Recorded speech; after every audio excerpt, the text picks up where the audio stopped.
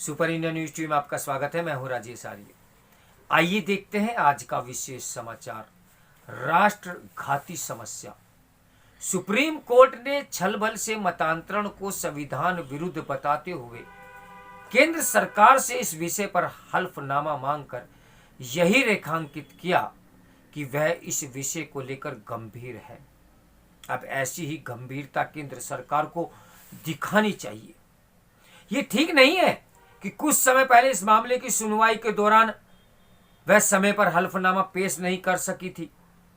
अब उसके लिए केवल हल्फनामा पेश करना ही पर्याप्त नहीं, इसके साथ ही यह भी आवश्यक है कि वे ऐसे कदम उठाए जिससे लोभ, लालच और छल कपट से मतांतरण पर प्रभावी ढंग से रोक लग सके। इससे संतुष्ट नहीं हुआ जा सकता कि 9 राज्यों ने छल बल से कराए जाने वाले मतांतरण को रोकने के लिए कानून बना रखे हैं, क्योंकि सच यह है कि ये कानून अभीष्ट की पूर्ति नहीं कर पा रहे हैं।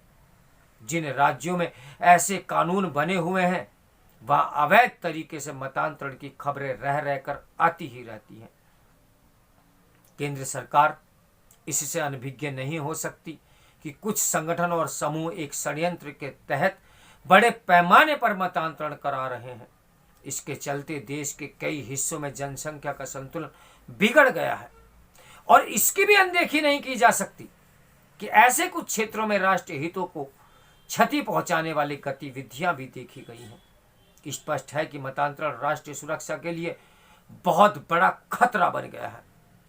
पिछले दिनों सुप्रीम कोर्ट ने यह कहा भी था कि अवैध मतांतरण देश की सुरक्षा के साथ उसकी अखंडता के लिए भी खतरा है। मैं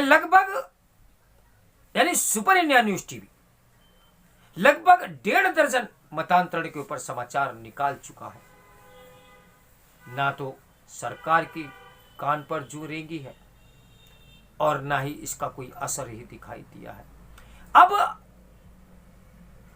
सुप्रीम कोर्ट ने जो संज्ञान लेकर जो आदेश दिया है, देखते हैं उस पर क्या कार्रवाई होती है। तब सुप्रीम कोर्ट से सहमति जताते हुए केंद्र सरकार ने यह बात कही थी कि पंथ प्रचार की स्वतंत्रता जबरन मतांतरण की छूट नहीं देती, लेकिन तथ्य यही है कि यह छूट ले ली गई है। मतांतरण में लिप्त संगठन पंथ प्रचार की स्वतंत्रता को केवल दुरुपयोग ही नहीं करते, बल्कि वे पंथ विशेष को सबसे सच्चा और अच्छा बताने के लिए दूसरे पंथों और उनके देवी देवताओं को हीन एवं झूठा भी ठहराते हैं। ये सब पंथ प्रचार की स्वतंत्रता की आड़ में हो रहा है। इसे तत्काल प्रभाव से रोकना होगा। इसके लिए आवश्यक हो तो पंथ प्रचार की स्वतंत्रता संबंधी नियम कानूनों में आवश्यक संशोधन भी किए जाने चाहिए।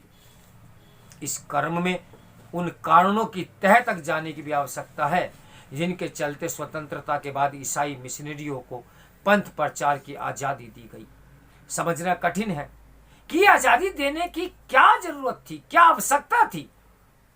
उचित यह होगा कि केंद्र सरकार अवैध मतांतरण पर रोक लगाने के लिए अपने स्तर पर कोई कानून बनाए जिससे इस राष्ट्रघाती समस्या से राष्ट्रीय स्तर पर निपटा जा सके।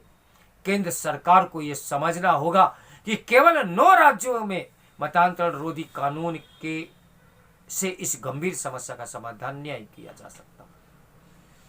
अब जिन राज्यों में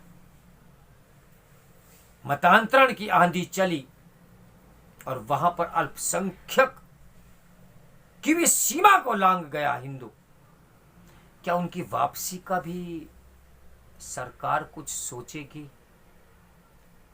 क्या सुप्रीम कोर्ट ऐसे लोगों की घर वापसी का भी कोई नियम, कायदे, कानून बनाएगी? तो देखते रहिए मेरे साथ सुपर इंडिया न्यूज टीवी के ब्रेकिंग न्यूज के लिए। नमस्कार, मैं हूं राजेश आर्य।